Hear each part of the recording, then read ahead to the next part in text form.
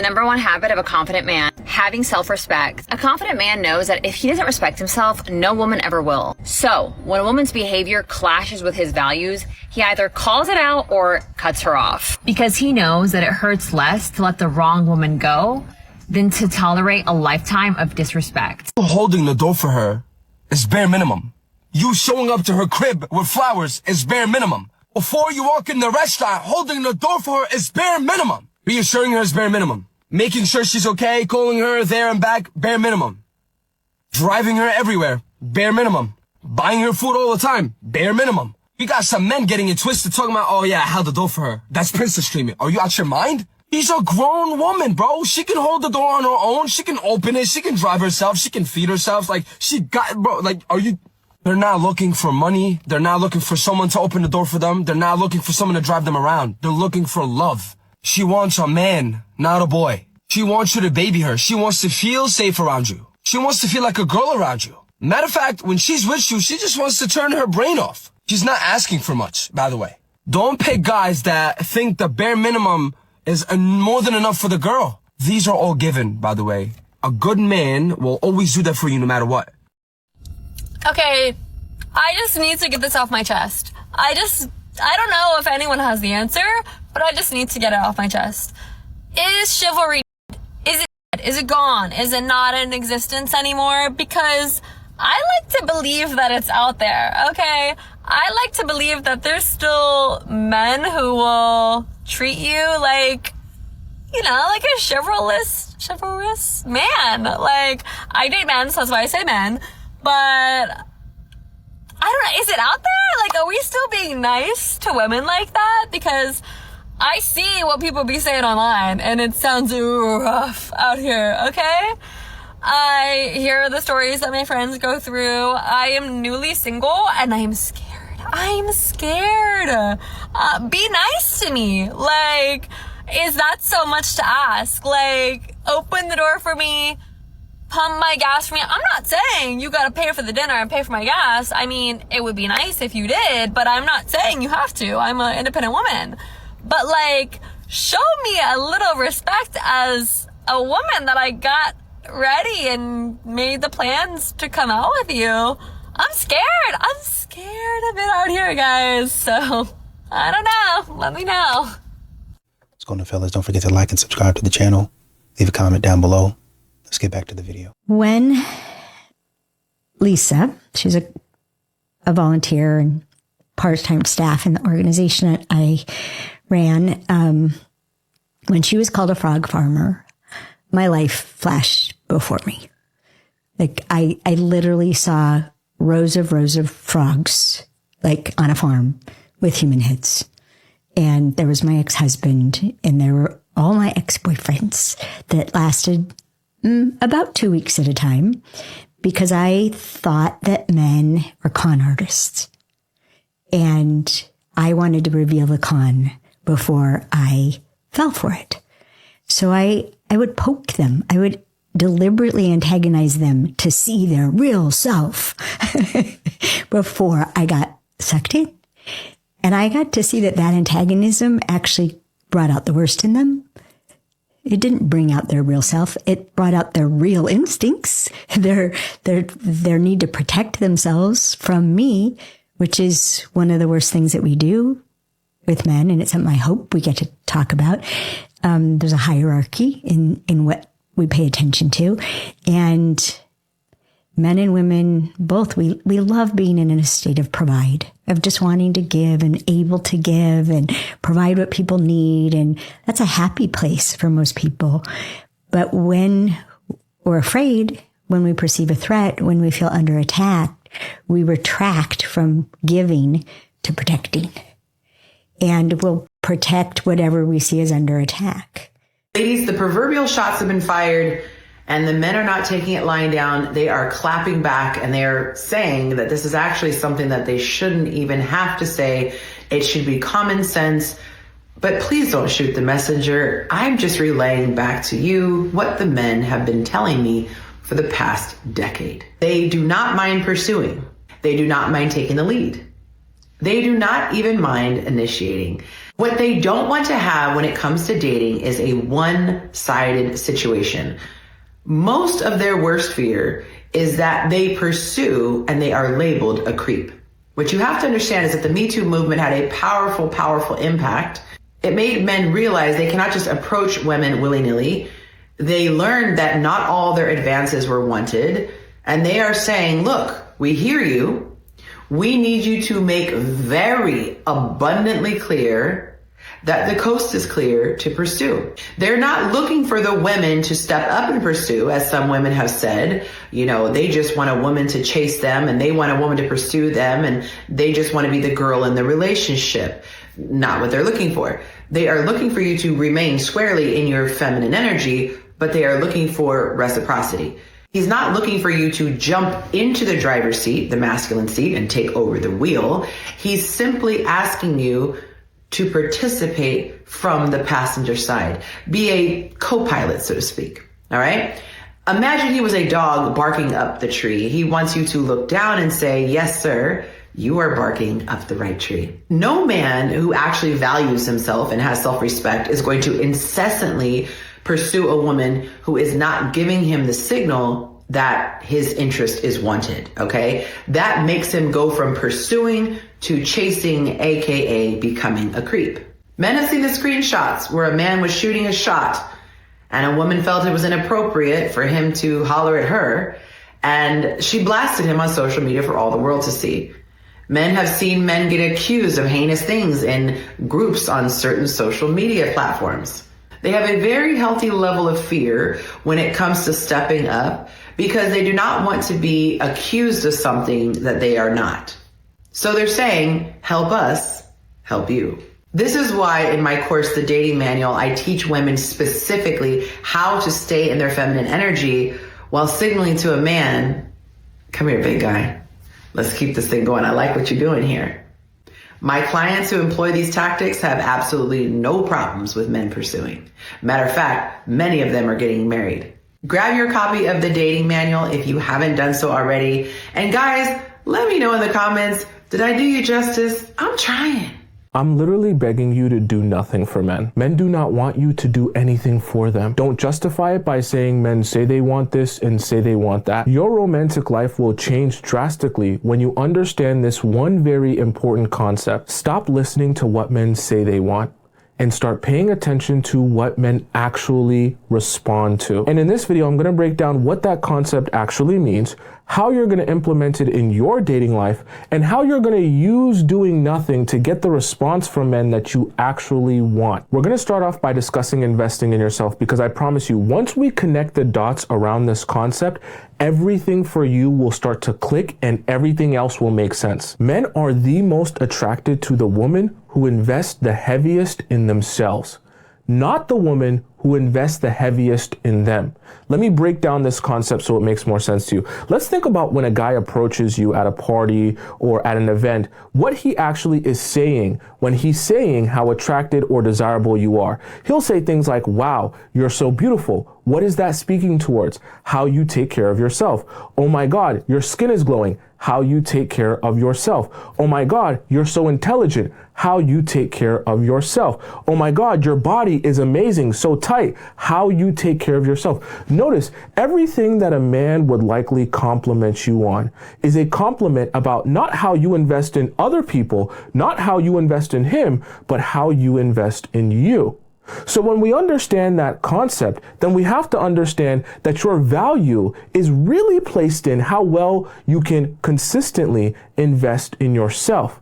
And focus on investing in yourself while putting yourself out there that will allow men to be attracted to you. This is why I say stop listening to what men say they want, because they'll tell you that they're most attracted to the girl who can cook and clean the best for them. They'll tell you that they're most attracted to the girl who can wash their underwear the best and who does this for them and does that for them. But in reality, what they respond to, what they're attracted to, what they'll compliment you on is the fact that you invest in yourself so well that you have a glow. that you invest in yourself so well that he was attracted to you, he felt your energy from across the room. So I want you to stop thinking about attraction as it relates to what you can do for men. And I want you to start thinking about attraction as it relates to how much more can I do for myself, and focus all of your time and energy on doing for yourself.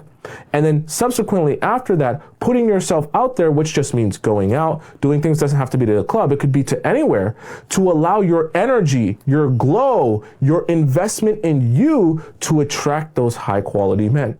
A lot of these modern women, you want a man to protect and provide. You want a man to fight for you, to fight for the relationship. But you guys are really difficult to be around.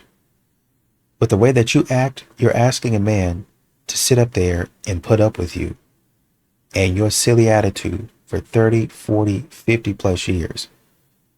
Who in their right mind would do that?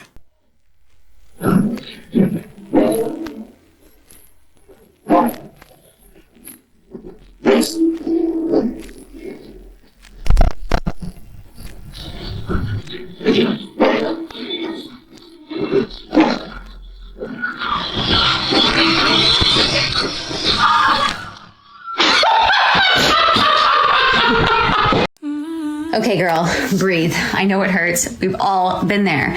But as much as it hurts you to see him with somebody else, it's going to hurt 100 times more for him to see you with somebody else when you've moved on, because he knows how much you love. If you gave everything and it still wasn't enough, not because you're not enough, but because he wasn't ready to meet you or for whatever the reason was, he's always going to look back and know how much love you gave him. So keep that in your back pocket and just know that the reason why you're feeling hurt right now is not because he's with somebody else. The reason why you're feeling hurt right now is because you know how much of your heart you gave him.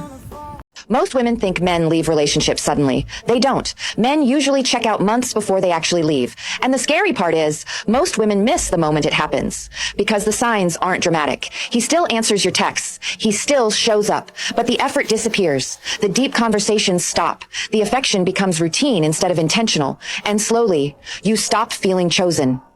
Here's the truth about modern dating. When a man truly values you, his effort is consistent. When he's unsure about you, his effort becomes optional. And when effort becomes optional, the relationship is already on borrowed time. Follow for more real relationship truths. Nah, that's right. Men don't just flip a switch and leave. You're already gone mentally before you physically leave. And a lot of women genuinely don't catch it because they're expecting some dramatic blow up instead of watching the quiet fade. When effort becomes optional, that man's already made his decision. The relationship's just waiting to end. I just have something to say to the women who initiate out and about with men. Maybe I should, maybe I shouldn't, but I typically don't. First off, I love the confidence. Second off, usually when I'm out and about, I do not initiate with a guy if I actually think I like him and want something further with him. I always say this, if a man can initiate, it's like once you hook, guess what? You're now stuck with that. And in this heterosexual relationship, there is only room for one, and that's mine. I could be wrong. I could be wrong.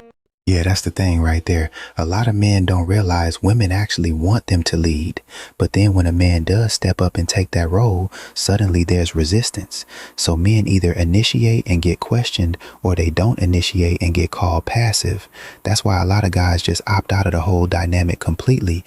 It's exhausting when the rules keep changing mid-game. If you're asking yourself, where are all the good men? According to my Instagram poll of 167,000 men, 26% are taken, 22% are single, but they just straight up don't want a relationship, which leaves approximately 50% of men that are available. Oh wait, but out of that, only 12% of men are actively dating, and 40% of men are looking to date, but they're waiting for a unicorn to come to them. I think that when women are asking where are all the good men, they're talking about that 40%. Well, ladies, the men in the 40% are the men that are working overtime instead of going out and dating, because honestly, they would rather look look at the weather app or check their crypto investments. Rather than ask another girl off of Hinge how her day was for 5 days in a row, they would rather go fishing with the guys or even fishing by themselves rather than spend another $200 on a first date that goes nowhere. And when these men are not at work, they're probably at the gym, playing video games, or maybe ignoring people, which is kind of understandable.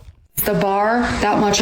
A couple weeks ago, I posted a video. I was sitting at Trader Joe's, getting ready to go in, and a couple next to me in the car, they come over, and the guy simply just opened the door for his girlfriend, wife, whatever she was. And I said, oh my God, that's so nice. Wow, I love seeing that. And I wrote, oh my God, you idiot, that should be the bare minimum. Like, even role reversal, if I was at a store and I saw someone walking behind me, a guy, and I held the door for him, like, at the time, no one was saying anything. Yes, a ton of females liked the video, but for some odd reason, it now has made its way over to like the male side of TikTok, and it has gotten some traction and pissed off a lot of the men. I am getting hate comments that I'm seeing that I think it should be the bare minimum that you possibly maybe open the door for your girlfriend once in a while, or wife, whatever she is. One guy suggested in his comments that I should be wearing a helmet, insinuating I'm a and then I said, what? That's not very nice. And then he proceeded to write back and post a picture of clown shoes.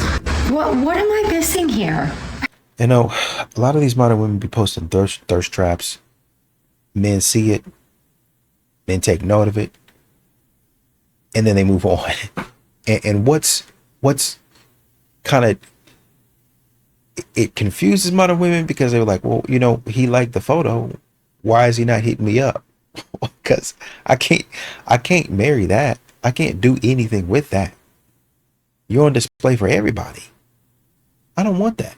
Just because someone is a good person does not mean that they are a good partner. And just because someone is a good person doesn't mean that they are good for you. A good man by societal standards is one that doesn't hit you, doesn't cheat on you, isn't verbally abusive. But to be honest, those things are the bare minimum to be in a relationship. And there could be so many other ways in which they are not able or not willing to show up for you as a partner. They might not be emotionally available. They may not be attuned to your wants or your needs. They might not be able to meet your wants and your needs. They might not be willing or able to contribute to the mental or emotional labor of running a household. Maybe the two of you just grew apart. There are many, many reasons why you might leave a quote good man, but you don't need to feel guilty about it. And you don't need to listen to the people who say nasty things about women who leave quote unquote good men. They have no idea what it's like inside your relationship, and they have no idea what kind of a partner that person was for you. It is okay to leave a good man because he might not have been good for you. And when you do this, when you get divorced, both people get the opportunity to find somebody who is a better fit for them, and both people get the opportunity to grow and become the person that they are meant to be. I am so tired of paying bills, y'all. Worrying about bills, thinking about bills, knowing a bill is coming, knowing a bill was just paid, and there's another one that's coming. Like, it just don't stop. So we're all just here working and paying bills, and then we just going, that's what we doing? We're all just going to be on this planet, bust our finances and pay all the rich people one day. I really hate how bills are sabotaging my social life.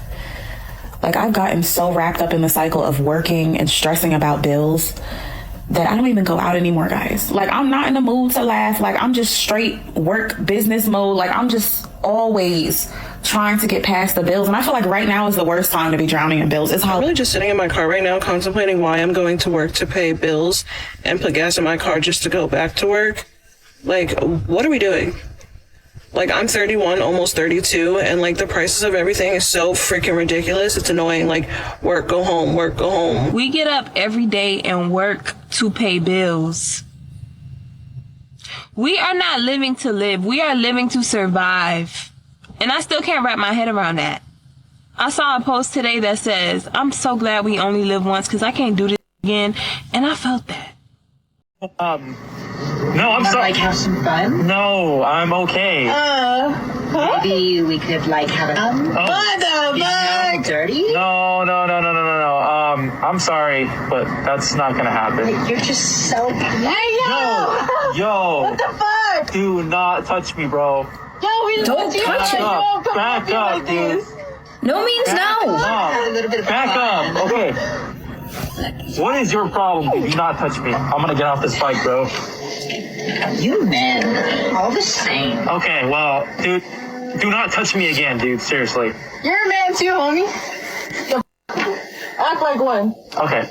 All right. Well, can you please leave? Seriously. Fine.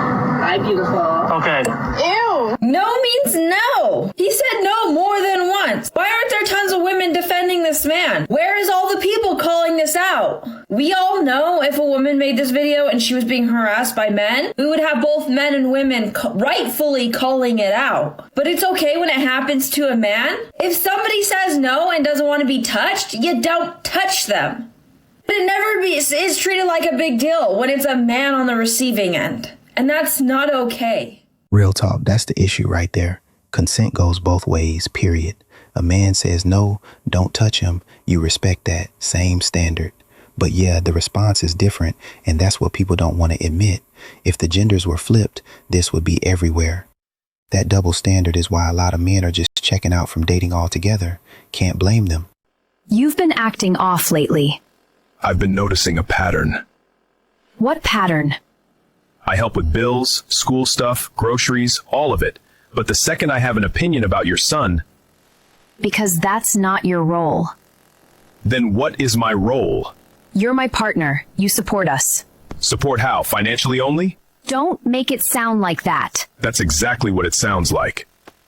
I'm his mother. I decide how he's raised. I'm not trying to replace you. I'm saying if I'm involved, I should be allowed to speak. You are allowed to speak. No, I'm allowed to agree. You're taking this way too far. No, I'm being consistent. You can't ask me to take responsibility and then draw a line when it comes to input. It's my child. That line stays. Then the responsibility should match that line too. So now you're keeping score?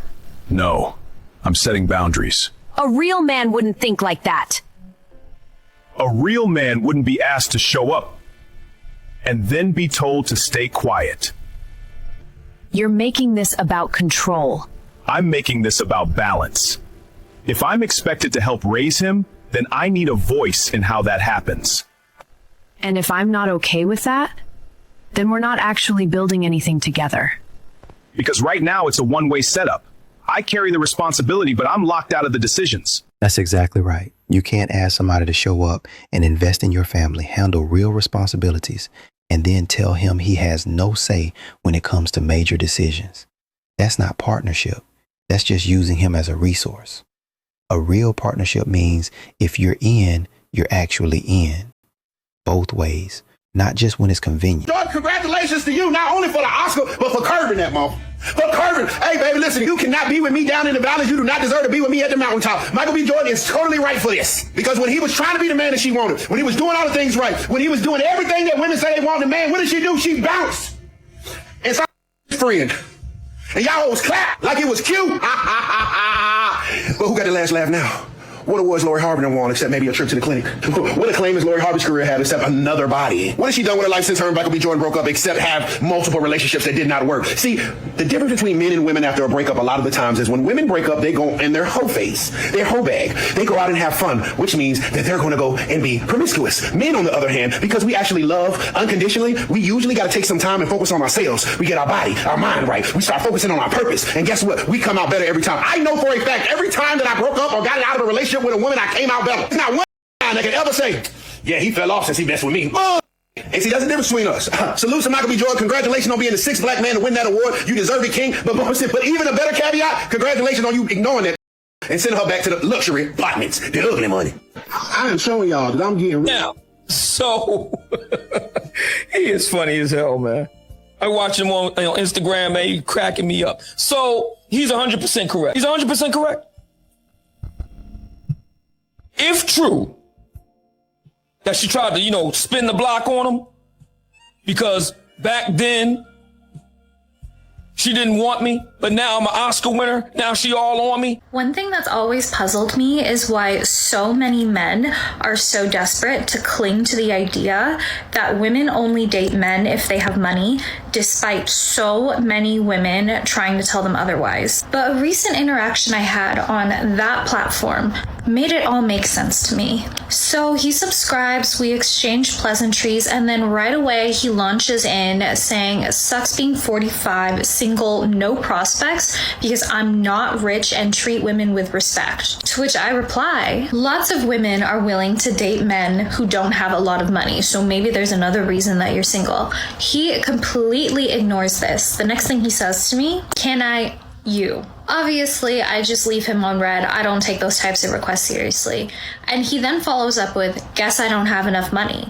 And then, and here's the kicker, he comments on one of the posts on my wall promoting a new movie I have with a boy, and he says, how rich was the guy? Mind you, the boy that I made this movie with, not rich, just a personal friend. And then it hit me. The reason that this man is so insistent that I'm not interested in him because he's not rich, despite me explicitly telling him otherwise, is because he doesn't want to face the reality that there's another reason he's not getting.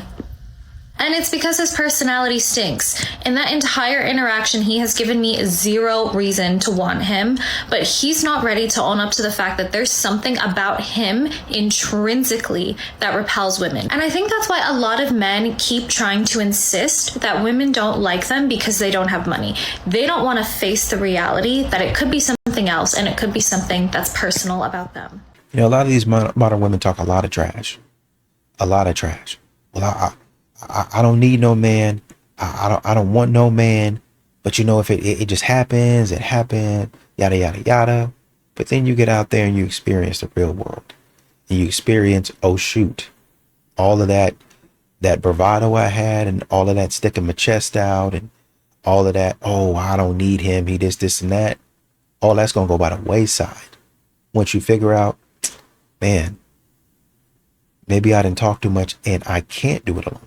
I am single because I have created a life for myself that is so full and so fun, and I have yet to find a man who adds to that. That right there is the part that's not clocking to men. They're not understanding. They're not competing with each other anymore. They're competing with the peace and happiness we've found and made in our own lives, and they're losing. They're losing so badly, in fact, they are so miserable that a psychologist had to coin a new term, man-keeping, that is now caught on so largely that the New York Times had to write an article about it last week. And they nailed it. I re-downloaded Hinge recently, and let me tell you the 3 type of men that you're going to find over and over again on there right now. And as always, make sure you like, comment, repost, and follow along for more. Yes, quickly, we've talked about man-keeping on here before, but it's a term that they've coined because now men are literally so lonely and they can't maintain their male friendships that they are dumping all of their baggage and problems onto their partners unreciprocated. And so now it's leaking into ruining their dating lives as well. And you're right, the first man you're going to find on Hinge, I'd say about 90% of them at this point, is the man that fits that description. He's going to match with you, he's going to talk your ear off, he's never really going to ask you any questions about yourself, he's going to tell you every detail of his day, send you repeated voice messages, and he's never going to actually ask you off of the app. He's just using you as his own personal journal. You've heard of friends with benefits, now get ready for man-keeping without benefits. Second kind of man you'll run into seems very sweet, very attentive, and is asking you questions. Conversation is pretty good. I put my phone down to go to the bathroom, I come back like 5 minutes later to multiple messages of him going, why do you seem like you're not interested anymore? Good Lord, I didn't respond for 5 minutes. I don't want to end up locked in your basement. Sorry, gonna have to respectfully see myself out here, sir. Again, that's 2 for 2. Just go to therapy, not a dating app. And the third type of man you'll find has always been around, but I've noticed a concerningly large uptick in this type recently. And it's a man who's reached, I guess, a point of loneliness or misery in his life to the point where he has downloaded these dating apps just so that he can nag, make fun of, belittle, and irritate women. Which, yes, is wild because you actually have to match with them first for them to be able to do this, and that proves that they are the only problem in their life. Had this one happened today, a man changed his political beliefs just to match with me, and then he kept changing them and trying to gaslight me because I guess he thought it was funny. And that man is a perfect example because his bio said he was looking for marriage, and he was 6'3", honestly gorgeous, but he was 32 years old and using a dating app to harass women. Yeah, that proves that literally your personality is the only problem with you, dude. Once again, men literally just go to therapy, dude. And that's the ironic reverse uno of it all. Somehow these men are so miserable, dating has almost become a necessity for them,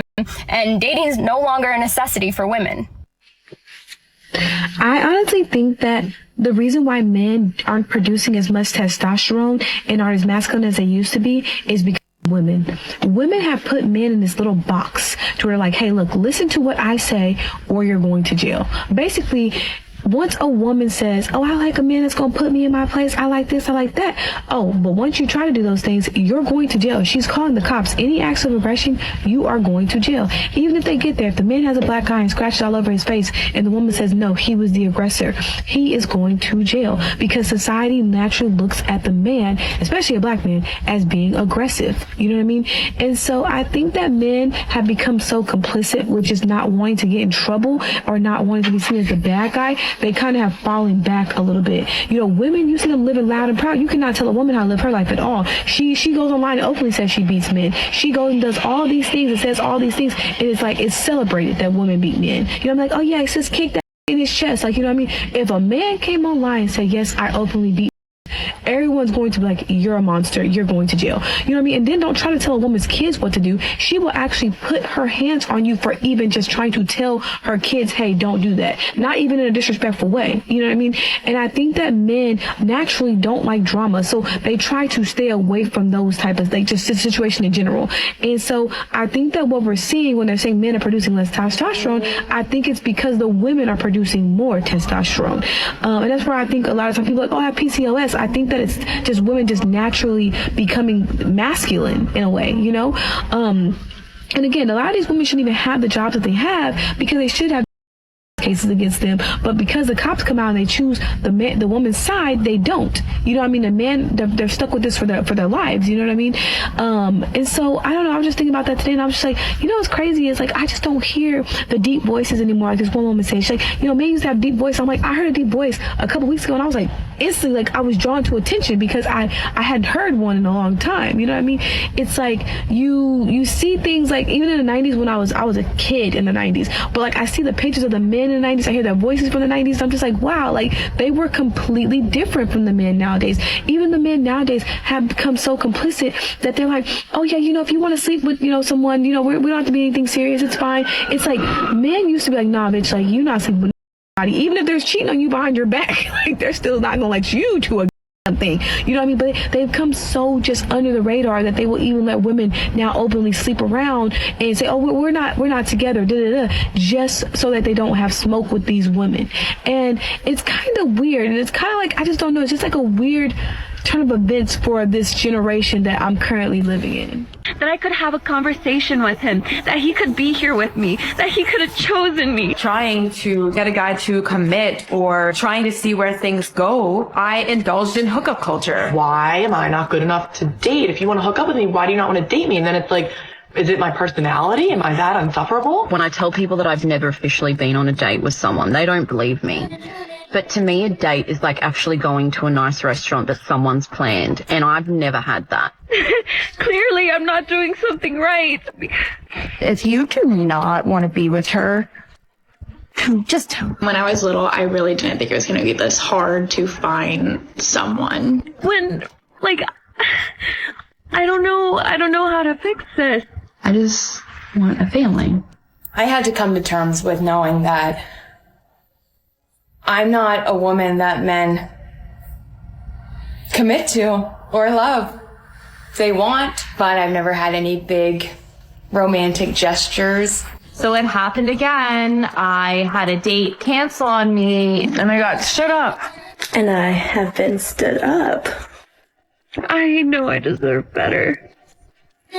But he was that person for me. Stop ghosting. And I'm tired of being single. And I'm not capable to find someone who is able to get interested in me, in myself, for a long time. I don't know. It's only about superficiality, relationships. If we require commitment before, we would have more relationship. I don't even condone drink dates. As a man, societally, he gets paid more. And his time that he has more of because he's not doing hair, makeup, and shaving his legs. I would love to know, what do we need y'all for? Women don't need men in order to make money to provide for themselves or take care of themselves. Gorgeous, gorgeous girls don't cry over a boy in a car. Gorgeous, gorgeous girls don't need a boy. I'm so sick of this. Like, I'm so sick of not feeling like a priority to you. I need somebody to have my back. I do. I'm admitting it. I could say I'm a strong, independent woman that doesn't need no man, but I am saying I want a man, and I need a man. But every single time this happens, I always tell myself, like, oh, you'll get over it. Or, like, you're over him. It'll be fine, right? I haven't blocked his number, and he hasn't texted me since he ghosted me. He hasn't, not once. He ghosted me once, and then he ghosted me twice. The second time before he ghosted me, he's like, I want to make it up to you. I want to take you out on a date. I can't stop thinking about you. You did nothing wrong. As he comes back into the car, he tells me, I don't think we're gonna have a good time. And I thought he was kidding, and I'm like, huh? He's like, I'm taking you back home, you're not my type. Oh my God. I'm sure it's because I'm overweight that he didn't want to go, like, continue the date or whatever. And I'm just like, wow, like, it was so awkward.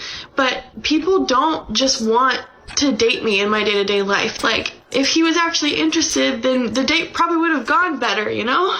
Like, this is our second date, and he's not once told me that I was pretty or that I looked nice, and he doesn't, like, ask me questions about myself, and I know that the answer is he's just not interested. Like, I'm aware of that, but, like, neither is anybody else, and at some point, I don't want to be single forever. Why does nobody ever talk about the weirdest concept that a lot of these high conflict baby moms have, where they want to make fake social media accounts to stalk the new wife or the new girlfriend? Like, how many fake accounts, how many fake phone numbers, how many, fake things do you need to do, and how many people do you have to get involved to confirm this narrative that supposedly the new wife or the new girlfriend is so horrible and harmful for your children, but you don't think it's harmful that you're being absolutely psychotic, like stalking somebody to the extent that you're stalking them without ever knowing them, without ever trying to get to know them, without ever talking to them, and your only perception of this person is like what you've stalked on social media. And then the f***ed up part about it that nobody talks about is these high conflict baby moms will then turn around and actually put their children in it, like, oh, I'm doing all of this psychotic behavior for my children. I'm trying to protect my children from danger. Meanwhile, she's still got different dudes all over her house, coming in and out of her children's lives, can't settle down, doesn't have any stability, doesn't make any money, depends on everybody else, but yet she's more worried about a stranger on the internet that she refuses to get to know. She refuses to make time to get to know this person. She refuses to be a respectful adult in a co-parenting situation, but yet she doesn't see herself as part of the problem. And let's just call it what it is. These women that do this weird psychotic are jealous, angry, resentful, because guess what? They're seeing their baby daddy in real time step up for their kids and step up for the new girlfriend or the new wife in ways that he never did for her. So she's pissed off because she left him, ruined their relationship, thought that the grass was greener on the other side, and then she's realizing, like, if I would have just put in effort on my side, maybe my marriage would have worked out. Oh, I'm pissed off because he's stepping up more for her than he ever did for me. And she's resentful and she takes it out on the wrong person. And then she's jealous at the fact that the kids love the new stepmom. And, she can never, ever compare to someone or even comprehend how somebody can step up to the level that, the new girlfriend or the new wife has because she's someone that is incapable of stepping up for a man's child or somebody else's child that's not her own. Like, why does nobody talk about how weird it is that these women will spend more time making fake accounts than they will trying to get to know someone that has essentially stepped up for their children? And the best part about it is when the new girlfriend or the new wife gets sick of being treated like and bullied by everyone around, high conflict baby mom, and she starts calling her out for her toxic behavior. Now the new girlfriend or the new wife is, toxic, unhinged, can't be around the kids, even though the new wife or the new girlfriend is just protecting herself, defending herself, and still she'll show up for those kids 100%. Somebody make it make sense. Okay, bye. A lot of these modern women keep on thinking that they have unlimited options in their 20s, their late 30s, right? They even try to extend their timeline. Oh, well, I had this done. I went and got this procedure. So now I can go into my 40s. It really don't even matter. You could be 60. At some point in time, it's going to catch up to you. At some point in time, it's going, man, I wish I would have had children. Or I wish I would have, maybe I didn't want children, but man, I wish I would have had that special somebody. I wish I would have tried harder. I wish I would have, just stop trying to be so independent and just found somebody. Exactly.